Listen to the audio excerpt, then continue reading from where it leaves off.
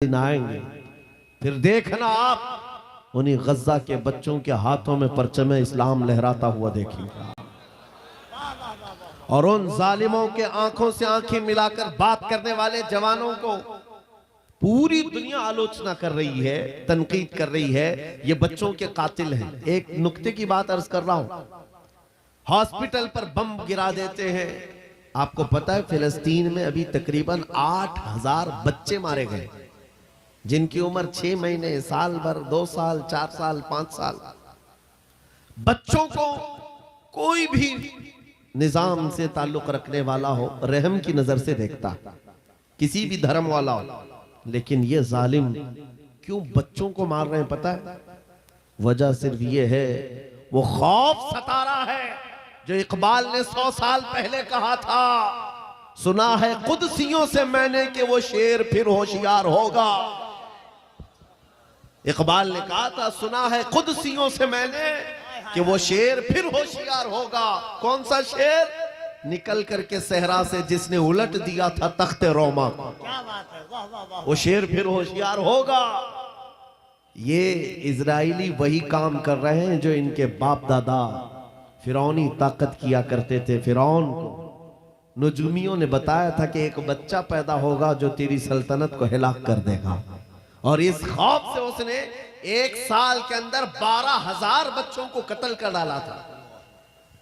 नुजूमियों ने बताया था फिरौन के ख्वाब की ताबीर में 12,000 बच्चों को कत्ल कर डाला, लेकिन जो बच्चा इसकी सल्तनत को हिलाक करने वाला था वो मूसा अलैहिस्सलाम थे। पैदा भी हुए हैं और फिरौन के घर में ही अल्लाह ने उनको पाला। आपको पता है, तफसीर उठा करके देख लें, जब हजरत मूसा अलैहिस्सलाम की माँ, उनकी विलादत का वक्त करीब आया तो तहखाने में गई, बेटा पैदा हुआ। हालात ऐसे थे कि फिरौन जो भी बच्चा पैदा होता ज़बह कर देता था। कुरान में आया, युज़ब्बिऊना अब्नाअहुम व यस्तहयूना निसाअहुम। लड़की पैदा होती तो जिंदा छोड़ देते थे, बेटा पैदा होता तो ज़बह कर देते थे। अब मूसा अलैहिस्सलाम जब पैदा हुए तो क्या किया? खुदा की तकदीर और उसकी हिकमत के फैसले आपको मैं बता रहा हूं, तफसीर से ताल्लुक रखने वाली बात। अल्लाह ताला ने मूसा अलैहिस्सलाम की माँ के दिल में ये बात डाला कि एक लकड़ी के संदूक में इनको रख करके दरिया में बहा दो। और रबतना अला कुलूब, अल्लाह ताला फरमाता है कि हमने उनके दिल को बांध दिया, मजबूत किया। किसको? हजरत मूसा की माँ को। उन्होंने एक संदूक में मूसा अलैहिस्सलाम को रखा और दरिया में बहा दिया। मूसा अलैहिस्सलाम की बड़ी बहन बहते हुए संदूक का पीछा करते हुए जा रही थी, देख रही थी कहां गया है संदूक। सीधे फिरौन के बागीचे के किनारे जाकर लग गए। फिरौन की औलाद नहीं थी, फिरौन की बीवी वो बागीचे में टहलने आई थी, देखा एक संदूक आकर लगा है, गुलाब जैसा हसीन बच्चा है, उठा लिया, प्यार किया और लेकर के आई। फिरौन से कहने लगी कि हम इसको अपना बेटा क्यों ना बना ले। पहले फिरौन तो डरा कि कहीं वो मेरी सल्तनत को हिलाक करने वाला बच्चा ये तो नहीं है। बीवी ने कहा, कैसी बात करते हो, ये तो दरिया से बहकर के आया है, तुम्हें पता नहीं मौला कहां से बहाकर तुम्हारी हिलाकत को लाए। क्या बात है, अल्लाह अल्लाह अल्लाह अल्लाह। तुम्हारी हिलाकत कहां से आएगी तुम्हें अंदाजा भी नहीं है। सुनो मेरी बात को। फिरौन ने बीवी की बात मान ली। मूसा अलैहिस्सलाम की परवरिश फिरौन के घर में हो रही है, फिरौन के घर में, और वो भी किस शान से। मूसा अलैहिस्सलाम पैदाइशी बच्चे हैं, दूध पिलाने की बात आई तो किसी दाया का दूध आप पकड़ते नहीं। मूसा अलैहिस्सलाम की बहन भी वहां खड़ी सब देख रही थी। फिरौन की बीवी से कहा, मैं एक दाया को जानती हूं जिसका दूध हर बच्चा पकड़ लेता है। कहा, बुला लाओ, हम शाही खजाने से उसे इनाम भी देंगे।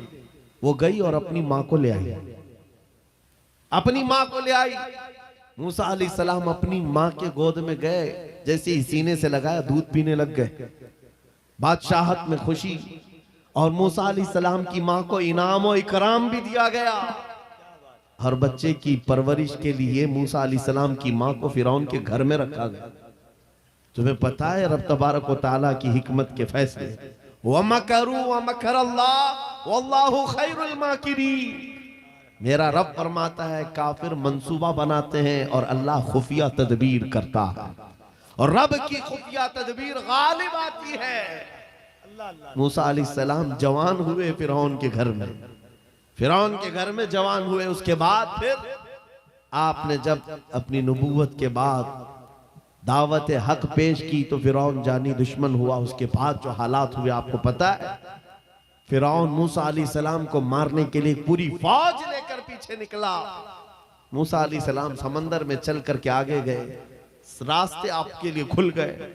फिरौन भी उसी रास्ते पर आया। अल्लाह फरमाता है कि हमने समंदरों को मिला दिया, गर्क कर दिया फिरौन को। एक छोटी सी तारीख में आपको बता रहा हूं, 12,000 बच्चों का कत्ल किया इस डर से कि मुझे हिलाक करने वाला बच्चा ना पैदा हो। लेकिन जो बच्चा तेरी सल्तनत को हिलाक करने वाला था वो तेरी नाक के नीचे परवरिश पा रहा था।